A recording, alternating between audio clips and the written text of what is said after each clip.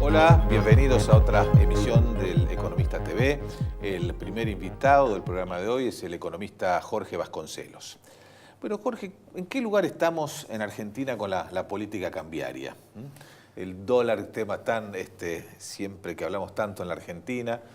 Dentro de este mismo gobierno hemos tenido etapas de adelantamiento cambiario, atraso cambiario. En los últimos 4 años hemos ido y venido en esta materia, siendo un tema tan importante y central para el diseño de una política económica en la Argentina. ¿No debería haber políticas más claras al respecto? Sí, en realidad el dólar durante los primeros 2 años fue víctima del intento fallido de establecer metas de inflación y ir rigurosamente hacia abajo en la tasa de inflación año a año. Todo el andamiaje se construyó alrededor de ese objetivo. El gobierno ya ha reconocido que había inconsistencia entre la política fiscal y la política monetaria.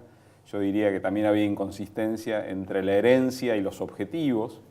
Probablemente si el gobierno en diciembre de 2015 hubiera dicho, bueno, tenemos una inflación reprimida, porque había inflación reprimida muy alta, de X%, vamos a tener 2 o 3 años de una inflación donde el objetivo principal es estabilizarla en el 30%, probablemente no hubiera forzado tanto los instrumentos, pero bueno, ahora es llorar sobre la leche derramada, esa historia.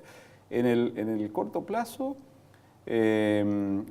digamos, también ha habido algunas contradicciones en la lectura de los acontecimientos. ¿Por qué? Porque cuando arrancó la primera versión del programa con el fondo, que se negoció en junio, todos sabíamos que el fondo iba a decir, bueno, poquitos dólares para intervenir en el mercado cambiario, no malgasten los dólares de las reservas para ese objetivo, dólar lo más flotante posible, lo más libre posible. Y de repente, cuando entramos a negociar la segunda, el gobierno entró a negociar la segunda versión del acuerdo con el fondo para adelantar, digamos, donde cambió el objetivo de déficit fiscal, acelerando la meta cero, a cambio de lograr acceso más rápido a la parte del crédito que se iba a desembolsar en 2020-2021. En el medio de ese cambio, también vimos un Banco Central más activo interviniendo, de un modo más discrecional, si se quiere, pero el problema ahí es que hay una delgada línea entre discrecional y errático. Claro. Y entonces creo que eso falta ajustar. Probablemente en la negociación, cuando se termine esta segunda versión del paquete con el fondo, esta regla de juego va a quedar más clara. Por el momento hay esa, digamos, percepción de que en algún momento la discrecionalidad puede ser errática, pero yo creo que hay que reconocer que septiembre está viniendo distinto a agosto. En agosto había una situación muy preocupante porque cada vez que subía el dólar, subía el riesgo país. En cambio, en septiembre lo que estamos viendo en los últimos días es que en algunos momentos sube el dólar, efectivamente, pero en ese mismo día el riesgo país baja, lo cual es mucho más tranquilizador. Y yo creo que hay que pensar que parte de estas subas últimas del precio del dólar están asociadas a la devaluación del real brasileño.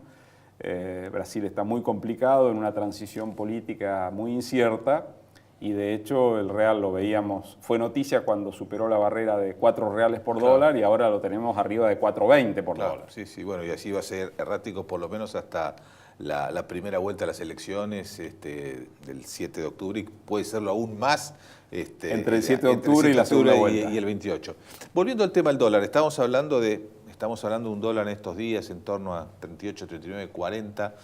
A tu juicio, Jorge, el gobierno debería hacer un esfuerzo por mantenerlo en un nivel elevado al tipo de cambio o permitir nuevamente que se vaya deslizando y apreciando lentamente? Yo creo que ¿O no habría que hacer nada también? Yo creo que la lección de estos últimos 2 meses, después que supimos que había un crédito de 50.000 millones de dólares y el mercado no se conformó, la lección es que Argentina va a tener que pensar en los próximos años en crecer con poco ingreso de capitales, con un ingreso de capitales más vinculado a la inversión extranjera directa, un flujo de capitales muy moderado, lo cual implica un tipo de cambio real alto, quizás no tan alto como el pico que vamos a tener en esta crisis, pero manteniendo una relación bastante estrecha con la evolución de la inflación hacia adelante. Ese es el resultado de no tener un gran ingreso de capitales, un tipo de cambio real alto. Eso obviamente implica un sacudón en esta primera etapa con el tema del salario. La caída del salario real en este año 2018 es muy fuerte, pero eso no necesariamente es caída de consumo, porque hay mucha sustitución, o sea, la canasta del consumidor, de consumo de la familia, va variando de acuerdo a los precios, va acomodándose, buscando segundas marcas, etc. O sea, el deterioro del salario no se está expresando en una caída proporcional del consumo, por lo tanto uno puede decir, bueno, el ajuste está costando, pero está costando menos de lo que uno podría imaginar si mira lo que está pasando entre la inflación y el salario. De cara a 2019, claramente vamos a tener un año en el cual el salario va a recuperar frente a la inflación de 2019, no va a recuperar frente al bache de 2018, pero eso, todas las variables de economía se definen en el margen, o sea, lo que explica el consumo de 2019 no es lo que perdió el salario en 2018, sino el margen que puede recuperar en 2019. O sea que desde ese punto de vista me parece que puede haber un escenario en el cual el dólar no se atrase tanto y al mismo tiempo los salarios recuperen algo frente a la inflación, aceptando que la diferencia que el dólar le sacó a la inflación y a los salarios en 2018 se va a recuperar muy de a poquito en los años venideros. Y en tu juicio, el gobierno debería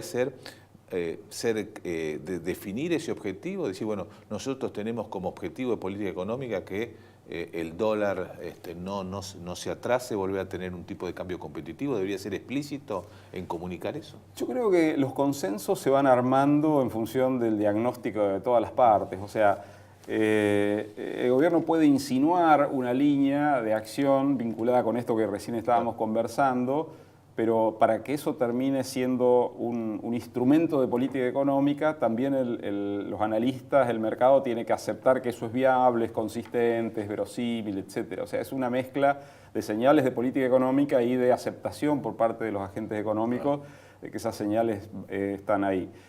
Claramente el bimonetarismo de la Argentina requiere que el tipo de cambio en estas circunstancias esté alto, pero a su vez no sea demasiado volátil, porque las dos cosas influyen, la volatilidad y el nivel.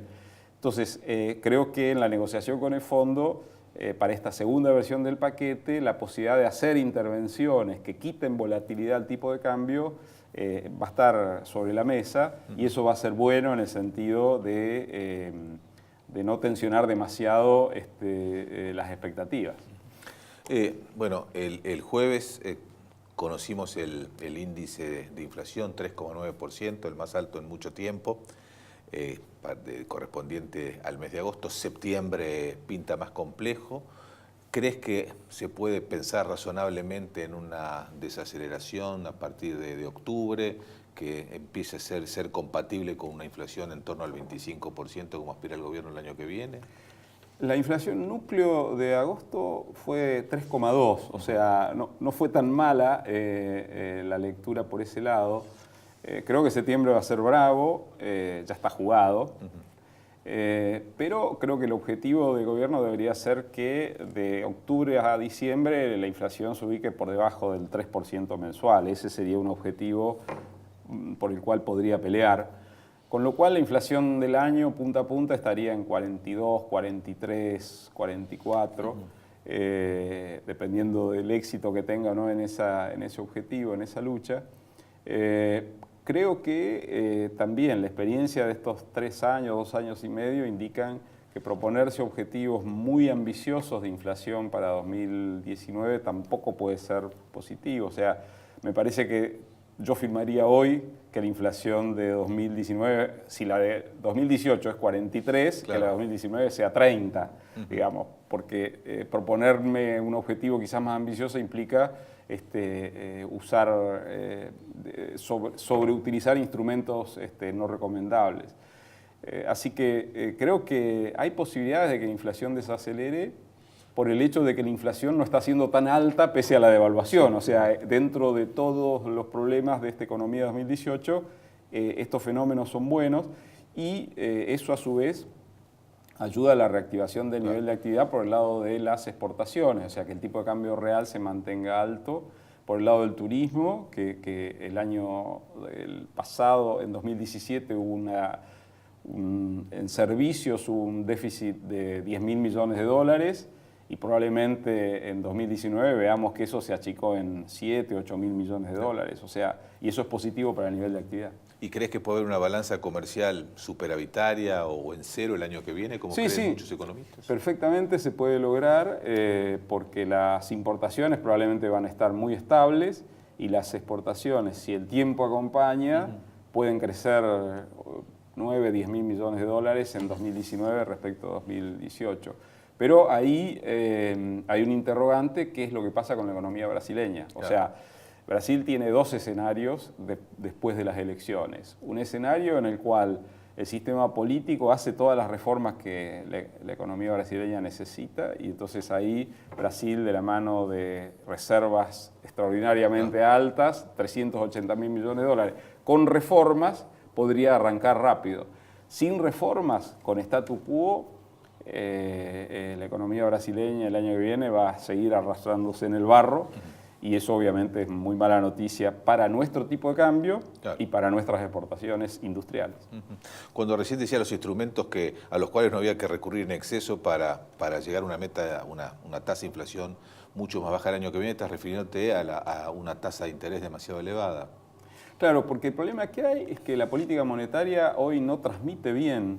O sea, tenemos una tasa de política monetaria del 60%, pero si uno mira la tasa de interés que define lo que hacen los ahorristas, la Badlar o menos, está en el orden del 35%. Es una brecha enorme de 60 a 35, lo cual te refleja esta dificultad que tiene la política económica para transmitir señales a favor del ahorro, digamos, frenando el consumo, frenando la inflación. Entonces, cuando uno no tiene un instrumento tan fino para hacer sintonía fina, tiene que ser demasiado rústico para lograr los mismos objetivos que lograría si esos instrumentos funcionaran bien.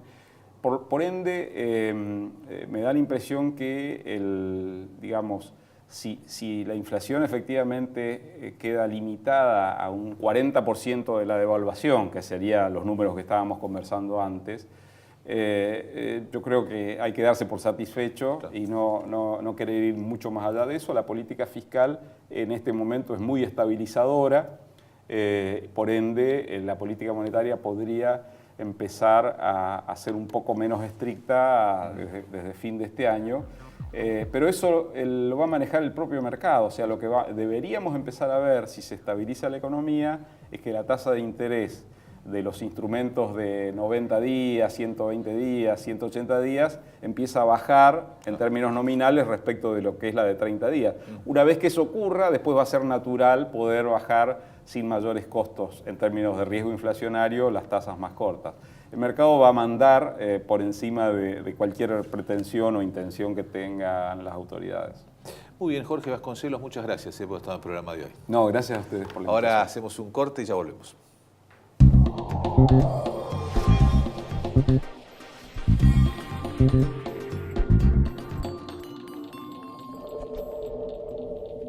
Acero es desarrollo, acero es Ternium.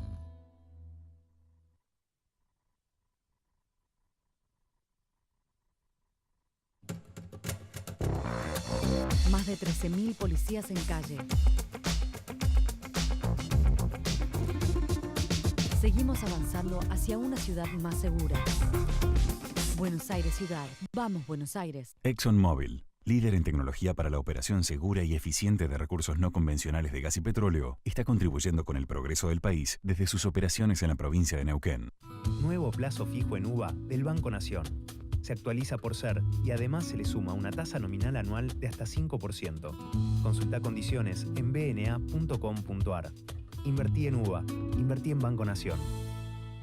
Auspicia este programa Mercado a Término de Buenos Aires, el primer mercado de futuros agrícola de Latinoamérica.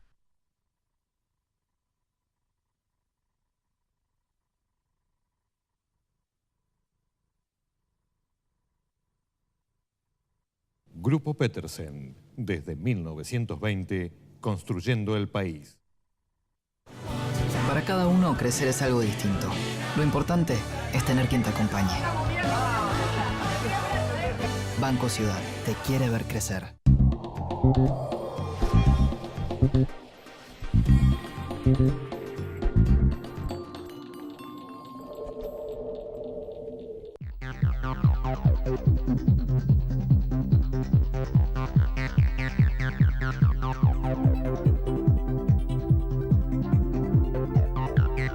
Muy bien, en este segundo bloque del Economista TV me acompaña el economista Héctor Rubini.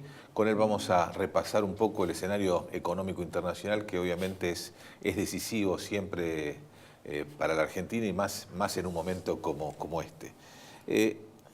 Empecemos por el país que produce quizás en el corto plazo un impacto más grande sobre nuestra realidad, que es Brasil. Tenemos elecciones presidenciales el 7 de octubre, probablemente haya una segunda vuelta el 28.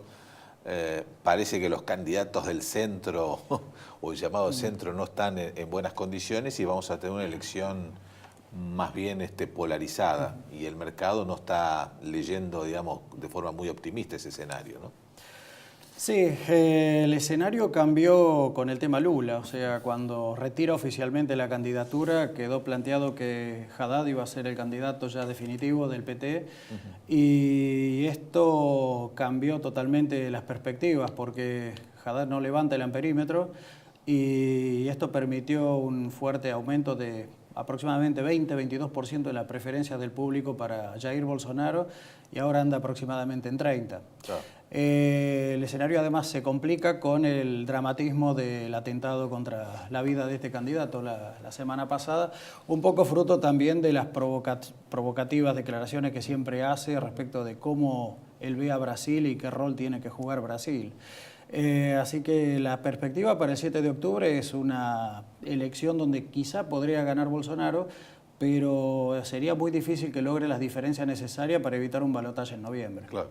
¿Y el balotaje, a tu juicio, con quién sería? ¿Con un candidato más bien volcado a la izquierda, que puede ser el candidato del PT o puede ser incluso Ciro Gómez? Daría la sensación que otros candidatos tienen menos posibilidades de pasar esa segunda instancia. Sí, lo más probable es que quizás lleguen a algún acuerdo Ciro Gómez con el PT, pero Alckmin y los demás candidatos del llamado centrado brasileño no sumarían todavía masa crítica como para que, digamos, Bolsonaro aspire a más de un 40%.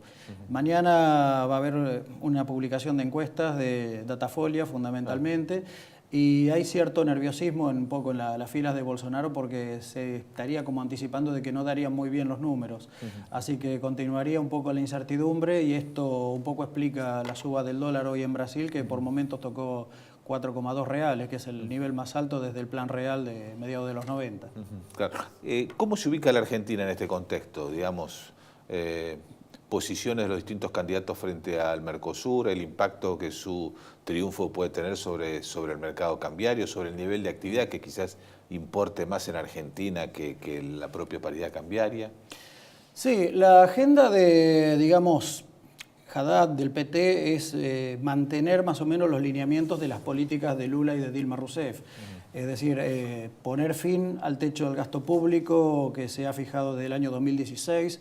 Explícitamente ayer Haddad se manifestó en contra de esa enmienda constitucional, y una de sus principales propuestas es eliminar ese techo al ajuste del gasto por 20 años que no supere la inflación del año pasado, del año anterior. Y obviamente no privatizar empresas, no implementar la reforma previsional, mientras que por el lado de Bolsonaro la alternativa es totalmente la contraria: privatizar empresas, Petrobras, Banco do Brasil, mantener la política actual de metas fiscales monetarias con tipo de cambio flotante. Pero en materia de comercio exterior ahí sí hay una gran diferencia. El PT, digamos, podríamos decir, mercosurista, digamos, mantener los lineamientos de una integración latinoamericana y ese ideal, mantenerlo en la práctica, mientras que Bolsonaro es más bien partidario de no atarse al Mercosur, sino más bien de estrechar más bien los lazos con Estados Unidos y contribuir junto a Estados Unidos a una política, si se quiere, regional, de ir reduciendo o diluyendo la presencia y la influencia de la República Popular China en nuestra región. Bueno, Brasil tiene una situación, digamos, desde el punto de vista de sus cuentas externas mucho más favorable que Argentina. Un déficit de cuenta corriente mucho menor, una cantidad de reservas de 380.000 millones de dólares que supera su deuda, un superávit comercial del orden de los 55.000 millones de dólares. ¿Cómo va a jugar eso el próximo gobierno para un poco recuperar la posición de Brasil en el mundo? Porque, bueno, ha sufrido la suerte de otros mercados emergentes a pesar de estar en una situación más sólida. Sí, y de hecho hoy Brasil tiene una prima de riesgo país de poco más de 330 puntos básicos, menos de la mitad de lo que tiene Argentina. Es cierto que Brasil viene beneficiándose en el largo plazo por el hecho de que, bueno, cuando Argentina defaultea la deuda en 2001, Brasil no lo hizo. Es decir, Brasil viene con una ventaja y una especie de gap de confianza mayor respecto de nuestro país. Ahora, si ganara Bolsonaro, ¿no? Ahí está la pregunta: ¿cómo cerraría una alianza con Estados Unidos? No. ¿Y cómo encajaría dentro de la guerra comercial que está avanzando y cada vez más agresivamente Donald Trump contra China? Mientras que por el lado del PT lo más probable es que se fortalezca quizá la alianza que viene desde los años 80 entre Argentina y Brasil, básicamente canalizado a través de los acuerdos automotrices. Probablemente para Argentina, por el lado de la actividad, del comercio real, quizá sea más interesante un triunfo del PT. Por el lado financiero y de la volatilidad macroeconómica y el contagio a Argentina, quizá fuera más beneficioso un Bolsonaro. Vamos a ver. Los analistas de mercado en Brasil están pronosticando un crecimiento muy bajo este año, poco más del 1%, pero todavía mantiene una expectativa de una suba del producto del 2,5% del año próximo. Sí. ¿Lo ves factible? ¿Lo ves posible ese porcentaje? Sí, además tiene una inflación notablemente más baja que nosotros, o sea, están en 4% anual para este año, nosotros estamos ya hoy con los números del INDEC en 4% mensual. Es probable, es muy probable.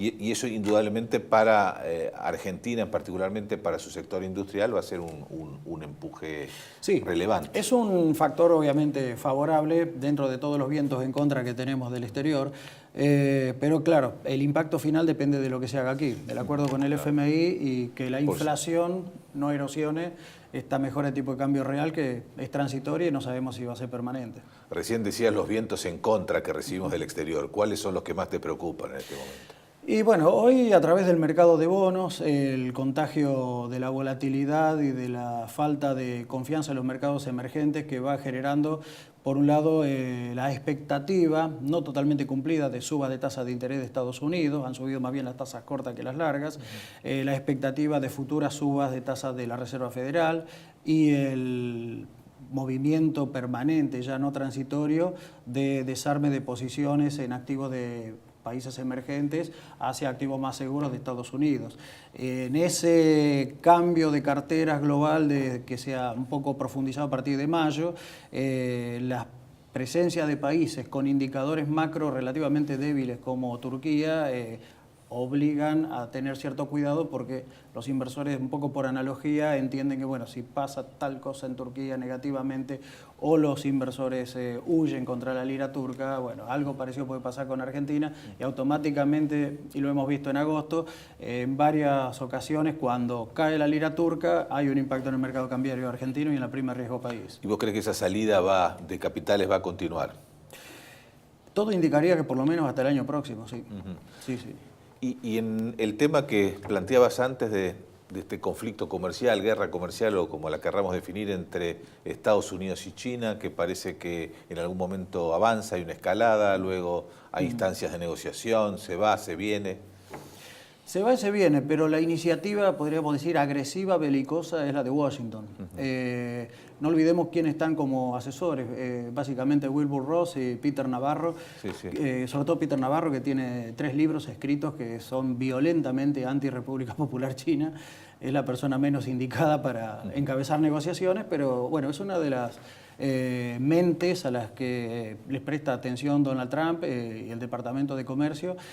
Siempre hay 3, 4 pasos para adelante, 2 o 3 para atrás, pero un rumbo que está claramente marcado y es bloquear de alguna manera la entrada libre de mercaderías, servicios de la República Popular China, aumentar los aranceles, tratar de generar conflictos o manejarlos, si se puede, bilateralmente o en la OMC. China tiene una realidad y es que exporta a Estados Unidos una cantidad de posiciones arancelarias que es bastante superior que las que importa. Entonces uno diría, bueno, cuando Estados Unidos ataque con todo, a partir de esta suba esperada sobre 200.000 millones de dólares de importaciones, y que sería el paso previo a subir aranceles a todas las importaciones de China. Bueno, China probablemente responderá con medidas no arancelarias, amenazas militares o movimientos de algún amigo travieso de la región asiática como el presidente de Corea del Norte. Bueno, de todas formas, bueno, la economía china tiene algún nivel de desaceleración también, que no es una buena noticia para Argentina. Sí, y el agravamiento de este conflicto, como lo marcó ayer la titular del FMI, va a impactar negativamente en los países más expuestos a las ventas a la República Popular China, como el nuestro. De todas formas, Argentina tiene un fuerte déficit en el intercambio comercial, que es otro tema del cual que nos diferencia de Brasil. Sí. Así es. Para terminar, Héctor, bueno, estuvimos hablando con Jorge Vasconcelos el tema del dólar en el primer bloque. En este contexto, ¿cómo debería definir a Argentina su política cambiaria? ¿O debería intentar definirla o no?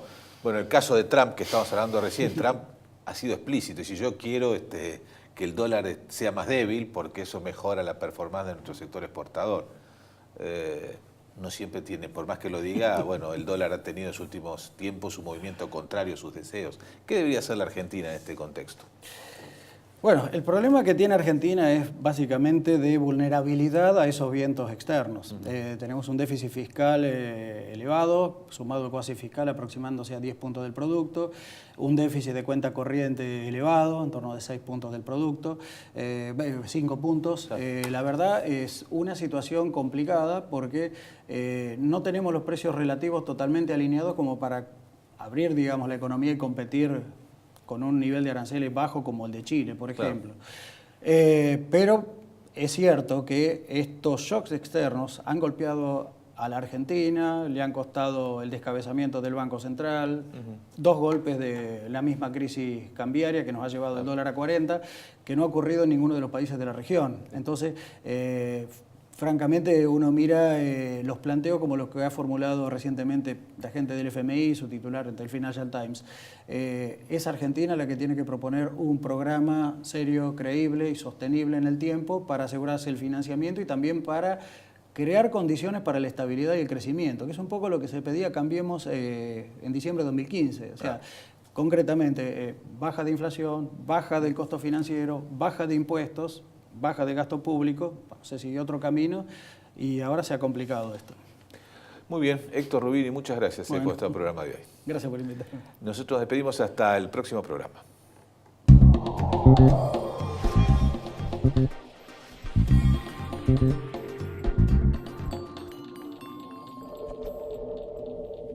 Acero es desarrollo, acero es Ternium.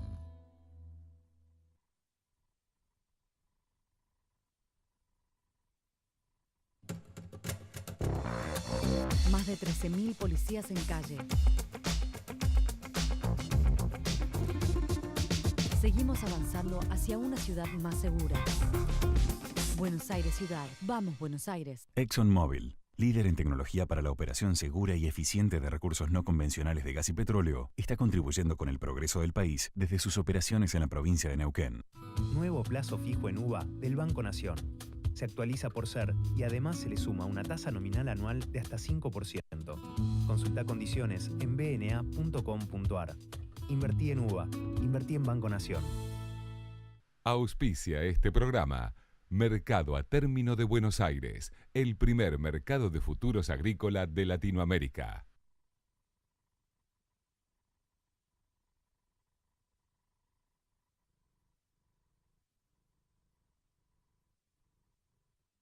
Grupo Petersen, desde 1920, construyendo el país.